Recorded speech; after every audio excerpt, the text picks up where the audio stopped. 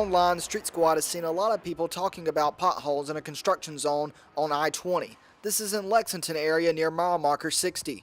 Many folks use this road on a daily basis to get to and from work, and the South Carolina Department of Transportation is currently working on a widening project. We reached out to SCDOT to find out what they know about the situation. On Monday morning, they say they are sending crews out to assess the area and will fix whatever needs to be done.